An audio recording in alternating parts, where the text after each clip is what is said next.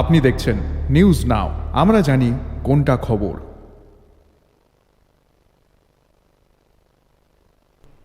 প্রকল্পে স্বচ্ছতা বজায় রাখতেই এমজিএনরেগা পরিবর্তন করে ভিবিজি-রামজি আইন কার্যকর করেছে কেন্দ্রীয় সরকার। বৃহস্পতিবার ত্রিপুরা প্রদেশ বিজেপির কার্যালয়ে আয়োজিত সাংবাদিক সম্মেলনে এরকমটাই জানিয়েছেন দলের নেতৃত্ব।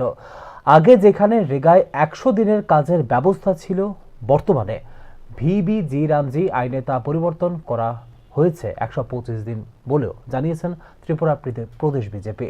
পূর্বতন সরকারের সময় রেগা প্রকল্পে প্রচুর দুর্নীতি হয়েছে বলেও অভিযোগ করে ত্রিপুরা প্রদেশ বিজেপি।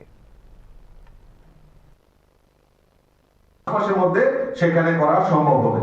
আপনারা জেনে খুশি হবেন যে ৪৪,৮৬৫টি পরিবারে পানীয় জল পৌঁছে দেওয়া, সংযোগ দেওয়ার লক্ষ্যমাত্রা আমাদের সরকার নিয়েছিল। ইতিমধ্যে ৩৮,০১৪টি পরিবারকে ইতিমধ্যে কানেক্টিভিটি জলের আমাদের প্রধানমন্ত্রীর যে স্বপ্ন হর ঘর নল, তার লক্ষ্যমাত্রাতে প্রায় ৩৮,০০০ এখন পর্যন্ত ৩৮,০০০ পরিবারকে পৌঁছে দেওয়ার ব্যবস্থা আমাদের সরকার, ডাবল ইঞ্জিনের সরকার করেছে। আপনারা জেনে খুশি হবেন যে আমাদের জনজাতি এলাকায়, এসটি এলাকায় আমরা দেখি অনেক সময় মোবাইল পরিষেবা অনেকটা বিপর্যস্ত হয়, যার জন্য আমাদের সরকার, এই ডাবল ইঞ্জিনের সরকার 10টি মোবাইল টাওয়ার নতুন করে জনজাতি এলাকায় স্থাপনের জন্য আমাদের সরকার সেখানে ব্যবস্থা, আমাদের রাজ্য সরকার সেখানে ব্যবস্থা করেছে।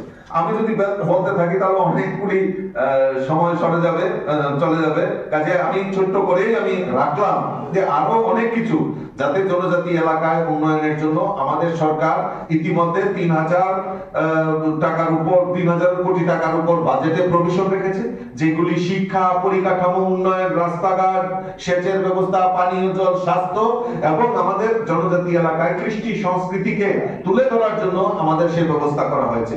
আপনারা জানেন জনজাতি এলাকায় আজকে আমরা গর্বের সাথে বলতে পারি যে আমাদের 2019 থেকে 2024 পর্যন্ত আমাদের জনজাতি সম্প্রদায়ের এখন পর্যন্ত প্রায় 60 জনকে পদ্মশ্রী দেওয়া হয়েছে।